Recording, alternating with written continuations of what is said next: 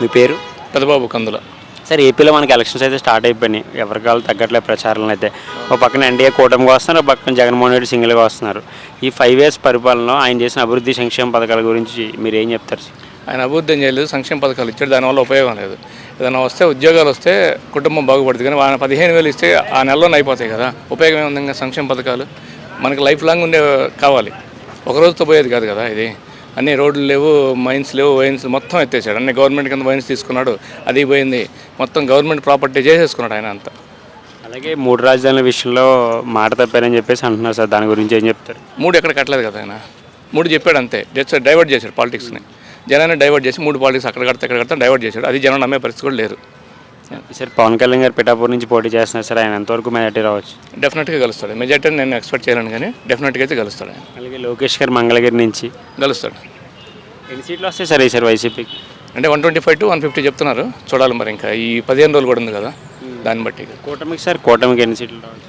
అంటే మొత్తం మీద నేను చెప్పేది కూటమికి, నేను చెప్పేది కూటమికి అంటున్నారా? కూటమికి చెప్తున్నాను, అంటే ఇండివిజువల్ కాదు కదా, కూటమి గురించి చెప్తున్నాను. వైసీపీకి ఇంకా రిమైనింగ్ 20-25 అవి మిగతా 20 to 25 చెప్తున్నారు సర్వే వాళ్ళు. నేనైతే అక్కడ లేను కదా, ఇక్కడే ఉన్నాను. ఈ 15 రోజుల్లో మారచ్చు కదా ఇంకా సినారియా.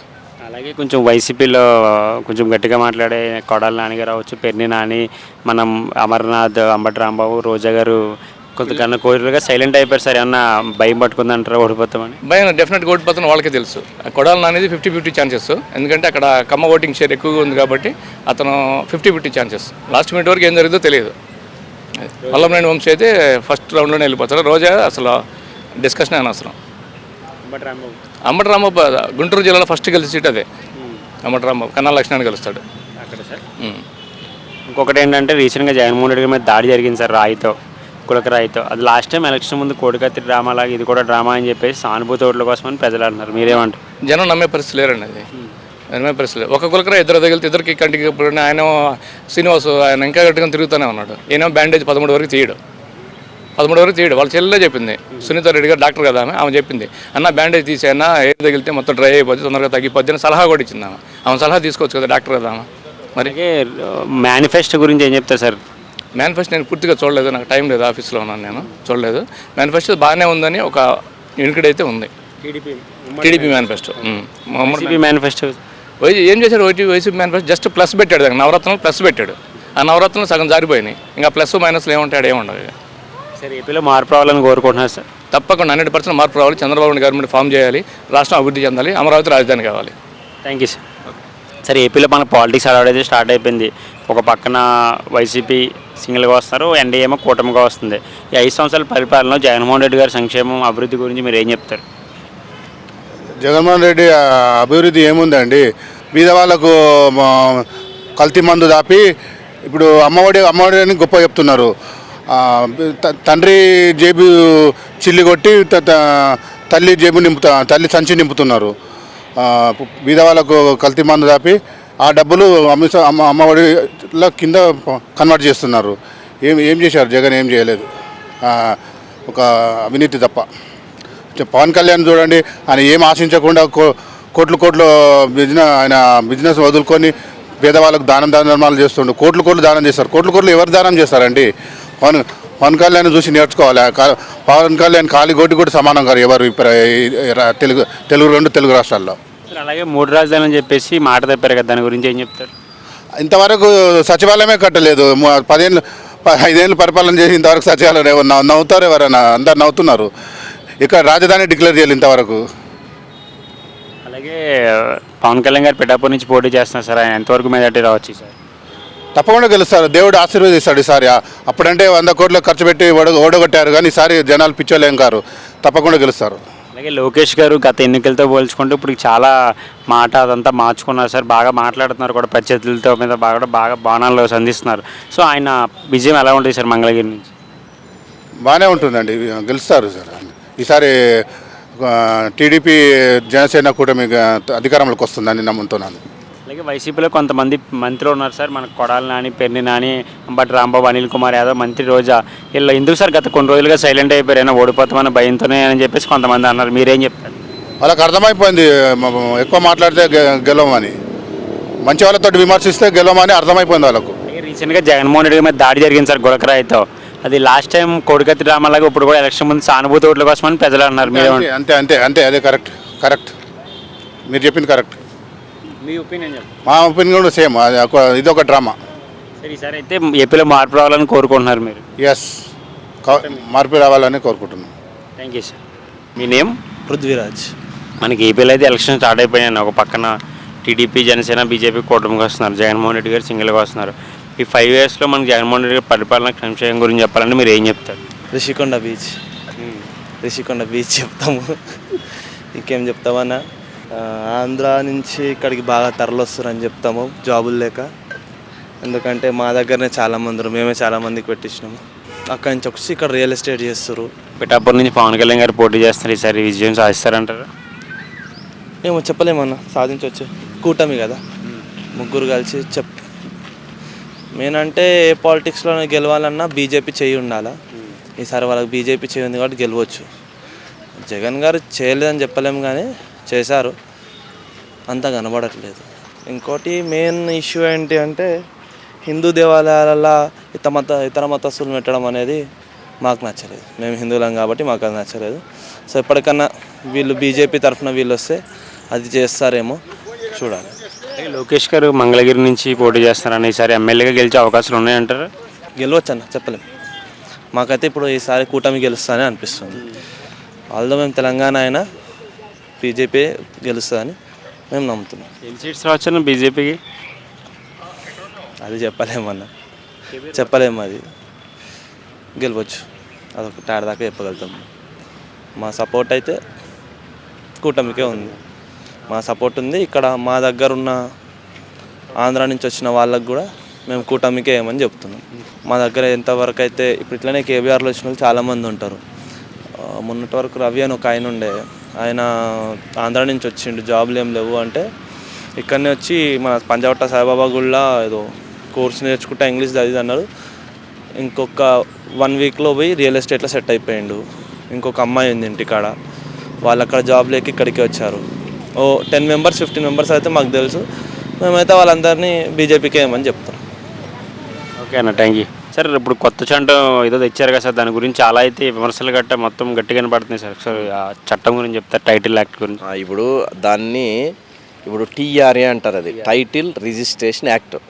అది వస్తే ఏమవుతుందంటే ఆంధ్రప్రదేశ్లో మనం ల్యాండ్లు కొన్నా, ఇండ్లు కొన్నా, ఏమి కొన్నా కూడా ఏమవుతుందంటే దాని ఇష్యూలో గవర్నమెంటు మన ఆస్తులు ఒరిజినల్స్ అన్ని అదే డాక్యుమెంట్స్ తీసుకొని పోయి సేల్ డీడ్స్ వరల్డ్ బ్యాంక్ దగ్గర తాకట్టు పెట్టి అప్పు తెచ్చి ప్రజలకు సంక్షేమ పథకాలు కోసం అప్పులు చేసేస్తారు. అప్పుడు ఏమవుతుంది, మన ల్యాండ్ ఉంటుంది, మనం ఉంటాం, ఒరిజినల్ డాక్యుమెంట్ మన దగ్గర ఉండదు. అప్పుడు ఏమవుతుంది, దీనివల్ల ఇంకో సైడ్ ఎఫెక్ట్ ఉంది తెలుసా మీకు? ఐడియా ఉందా? ఇప్పుడు ఒరిజినల్ ఫస్ట్ సేల్ డీడ్ మీ దగ్గర ఉంటుంది, మీరు ఇప్పుడు వేరే వానికి అమ్మాలి, టైటిల్ రిజిస్ట్రేషన్ యాక్ట్ కింద. అప్పుడు ఏం చేస్తారు, మీరు దాన్ని అమ్మితే ఏమవుతుంది, ఒరిజినల్ ఆయన దగ్గర ఉంటాయి, జిరాక్స్ మీ దగ్గర ఉంటుంది, మీరు జీరో అవుతారు. అప్పుడు దాన్ని ఏం చేయకుండా ఉంది, వడ్డీ వ్యాపారస్తుల దగ్గరికి పోతారు. ప్రైవేటు ఎక్కువ చలామణి అయిపోతుంది. నా దగ్గర 10 కోట్లు ఉంటుంది అనుకోండి, ఉదాహరణ మీద ఒక 5 కోట్ల ఆస్తి తోస్తారు, నా దగ్గర 2 కోట్లు ఆడతారు, నాకు అగ్రిమెంట్ చేస్తారు, ఒరిజినల్స్ అన్ని నా దగ్గర పెడతారు. 3 రూపాయలు 4 రూపాయలు ఇంట్రెస్ట్లు, వడ్డీ దందా ఎక్కువ అయిపోతుంది, సైడ్ ఎఫెక్ట్. అప్పుడు గవర్నమెంట్ ఇప్పుడు రిజిస్ట్రేషన్ చేసి వాందేరి ఇరికిచ్చేదానికన్నా అదేదో కష్టపడి ఇటు కట్టుకుందాం అనుకుంటారు. ప్రైవేట్ దందా వడ్డీ వ్యాపారం లీగల్ అయిపోతుంది. దీనికి కూడా ఆస్కారం ఉంది, గుర్తుపెట్టుకునే. డబ్బు ఉండేవాడు రాజు. నేను చెప్తున్నా, ఇది సైడ్ ఎఫెక్ట్ ఎక్కువ కొట్టి ప్రజలు ఇంకేముంది ఆత్మహత్యలు కూడా జరుగుతాయి దీనివల్ల. టీఆర్ఏ ఇప్పుడు మనం కష్టపడుకొని మన ఆస్తుల మీద డబ్బులు తెచ్చి ఎవరెవరికో పంచాడు. ఇది ఎక్కడన్నా ఉందా లోకంలో? ఉందా? 512 జీవోని నవంబర్లోనే తెచ్చాడంట సారు. అది విషయం. దీనివల్ల సైడ్ ఎఫెక్ట్స్ ఎక్కువ ఉంటాయి. అప్పుడు రిజిస్ట్రేషన్ చేయరు, గవర్నమెంట్ దగ్గరికి పోరు, లోన్ పెట్టుకోరు. లోన్ పెట్టాలంటే కూడా ఒరిజినల్ బీకేసుకొని నీ ఒరిజినల్ రాదు. అప్పుడు ఏమవుతుంది, నా దగ్గర డబ్బులు ఉంటే నేను మగవాడిని, అప్పులు ఇచ్చి మొత్తం 4 రూపాయలు ఇంట్రెస్ట్ లెక్క వసూలు చేసుకుంటారు. ప్రైవేట్ దందా హై అయిపోతుంది. ఇంక దీన్ని అసలు ఎక్సెస్ అంటే ఎక్సెస్, ఎవరు భరించలేరు. ఇంకా రాష్ట్రంలో ఆత్మహత్యలు ఇంకా ఘోరంగా పెరిగిపోతాయి, ఎవరు కూడా బతకలేరు. Title registration act is very very very very danger. కానీ సుప్రీంకోర్టు, హైకోర్టు ఉందనుకోండి, ఎట్లా కొట్టేస్తారు, అది వేరే ఇష్యూ. మనోడు మొండోడు కదా, అమలు చేసి తీరుతాడు, అట్లా జరుగుతుంది. ఇంకంతా హెడ్ ఎక్స్ ఉంటాయి చాలా. అది sir. Hi sir, good morning. Hi, good morning everybody, and thank you for the interview you are taking today. It's regarding the political scenario in Andhra in particular and in Telangana in general. let me share my views to all your viewers. Actually, Chandrababu Naidu has done a wonderful job when it was a united Andhra Pradesh. He has developed Hyderabad and so many things to his credit. But a couple of mistakes by TDP, couple of wrongdoings by TDP has drastically put them on the back seat. And as far as YSR is concerned, everybody knows that YSR has done so much work, and he was a stable leader. So Jagan Mohan Reddy has got what do you call politics in his blood, and he is doing so many good things. And I have got the reports from Andhra. He is also mobilizing the Muslims closer. That is very important in any politics anywhere in India, because no Hindu survives without the help of Muslim. No Muslim can do anything without the help of Hindus. It is a culture which is grown up for years together. You just cannot polarize your votes and try to divide them and all that. That is my personal feeling. And as far as the Andhra is concerned, he has got every chance to be re-elected. He was actually a neighbor here, in Kamalapuri Colony, YSR Garu. And now his son is really doing hard work. Actually, the political pressure is only borne by the youngsters. The elderly people should immediately retire, be it in center, be it in Andhra, be it in Telangana or in Kerala, it hardly matters.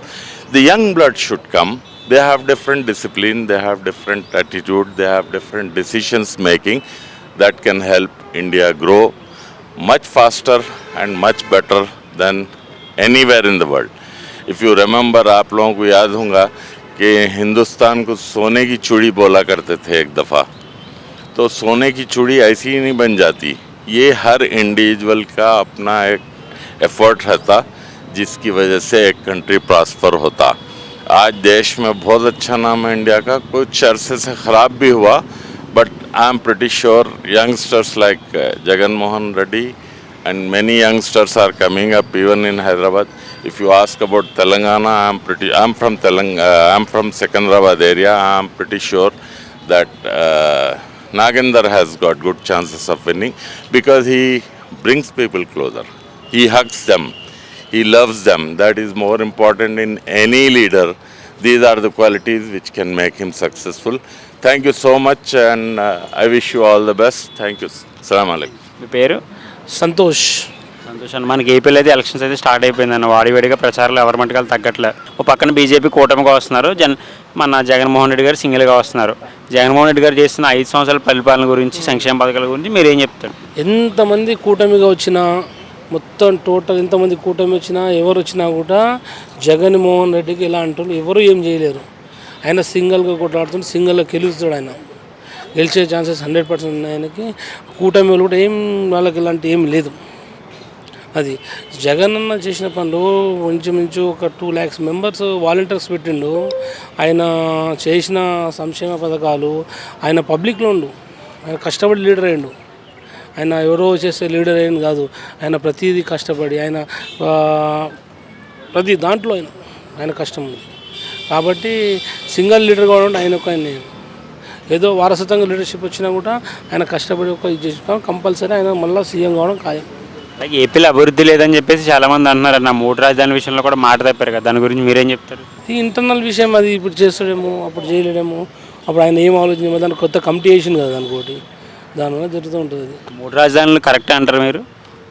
3 రాజధానులు అది దాని మీద క్లారిటీగా నాకు తెలియదు. దాని గురించి ఇక్కడ తెలంగాణ కాబట్టి అంత క్లారిటీగా తెలియదు దాని గురించి. అలాగే పిఠాపురం నుంచి పవన్ కళ్యాణ్ గారు పోటీ చేస్తున్నారు. ఆయన విజయ అవకాశాలు ఎలా ఉన్నాయి? ఆయన విజయ అవకాశాలు ఏంది అంటే, డ్యాన్స్ యొక్క హీరో అయితే గెలవాలా. ఆయన ఇష్టమైన దగ్గర వాళ్ళ సామాజిక వర్గం ఎక్కువ ఉందని అక్కడ కొద్దిగా వాళ్ళు పోటీ చేస్తున్నారని చెప్పి ఇన్ఫర్మేషన్. కమ్మ కాపు సామాజిక వర్గం ఎక్కువ ఉందని అక్కడ పోటీ చేయాలని చెప్పి కొద్దిగా ఇదంట. అలాగే లోకేష్ గారు బిఫోర్ ద కంపేర్ చేసుకుంటే ఇప్పుడు చాలా మార్పు చెంది గట్టిగా మాట్లాడుతున్నారు. ప్రత్యర్థులతో పైన కూడా దాడి చేస్తున్నారు మాటలతో. సో ఈసారి ఆయన విజయ అవకాశాలు ఎలా ఉన్నాయి మంగళగిరి నుంచి? 100% కొద్దిగా చెప్పలేమనుకోండి. చెప్పలేము ఈసారి కొద్దిగా ఉందిలేండి. లాస్ట్ టైం కొద్దిగా ఉంది. మనకు ఏం పెద్ద 152 సీట్లు లాస్ట్ టైం వచ్చాయి కాబట్టి ఈసారి తగ్గితే ఒక 20 మెంబర్స్ తగ్గుతారేమో, కానీ గవర్నమెంట్ అయితే జగన్ అన్న గారు ఫామ్ చేస్తున్నారు. హిందూపురం నుంచి బాలకృష్ణ గారు విజయ అవకాశాలు ఎలా ఉన్నాయి? బాలకృష్ణ గారి గురించి అంతవరకు హిందూపూర్ గురించి మనకు అంత ఐడియా లేదండి. ఐడియా లేని విషయం చెప్పడం బాగుండదు. మంగళగిరి అంటే వెళ్ళాను, అక్కడ గుడికి వెళ్ళాను, అక్కడ ఒక లోకల్లో ఉండే కొద్దిగా నేను అప్పుడు బిఫోర్ ఎలక్షన్గా ముందు వెళ్ళాము. అప్పుడు కొద్దిగా అనుకుంటే కొద్దిగా విన్నాను కొద్దిగా. అప్పుడు నేను గుడికి వెళ్ళాను లాస్ట్ 2 months కింద. అది అలాగే వైసీపీలో కొంతమంది మంత్రులు ఉన్నారు పర్సనల్గా టార్గెట్ చేసేవాళ్ళు. మన కొడాలి నాన్నగారు అవ్వచ్చు, పెర్ని నాన్నగారు అవ్వచ్చు, అంబటి రాంబాబు, అనిల్ కుమార్ యాదవ్, రోజా గారు, వీళ్ళు గత కొన్ని రోజులుగా సైలెంట్ అయిపోయారు. ఏమన్నా ఓటమి భయం ఏమన్నా పట్టుకుందంటారు? ఓటమి భయం అంటే ఉండొచ్చు, మ్యాక్సిమం ఉండొచ్చు. ఎందుకు బాగా చేశారు కాబట్టి కొద్దిగా వాళ్ళకు కొద్దిగా ఉంటుంది కొద్దిగా భయం. వాళ్ళు బాగా రఫ్ లాంగ్వేజ్ చేశారు కదా, పబ్లిక్ కొద్దిగా రివర్స్ అయ్యారని చెప్పి కొద్దిగా ఇది. అలాగే జగన్మోహన్ రెడ్డి గారి మీద కొన్ని రోజుల క్రితం దాడి జరిగిందన్న చిన్న గులకరాయితో. అది లాస్ట్ టైం కోడికత్తి రామలాగా ఎలక్షన్ ముందు సానుభూతి ఓట్ల కోసం అని చెప్పేసి ప్రజలు అంటున్నారు. మీరేం చెప్తారు? మనిషి వచ్చి దెబ్బ కొట్టించుకుని ఇది ఉంటుందా? అది కొట్టారు కావాలని చెప్పి. ఆయన వేరే డ్యామేజ్ చేద్దాం అనుకున్నారు, అది బై మిస్టేక్ ఈ డ్యామేజ్ అయింది. ఆయన ఎందుకు కొట్టించుకుంటాం? జగన్ ఎందుకు కొట్టించుకుంటాడు? అవసరమే ఉంది, అలాంటిది ఏం లేదు. అది కామన్, అది పబ్లిక్లో చెప్తూ ఉంటారు. కానీ ఆయన సానుభూతి ఏంది అబ్బా? ఆయన చేసిన అభివృద్ధి ఆయనకు గెలిపిస్తుంది. మేనిఫెస్టో ఏమైనా అబ్జర్వ్ చేశారన్నా కొత్తగా ఏమైనా అనిపించిందా? అయితే ఇప్పుడు మళ్ళీ వైసీపీ అధికారంలో రావాలని మీరు కోరుకుంటున్నారు? 100% కోరుకుంటున్నాను.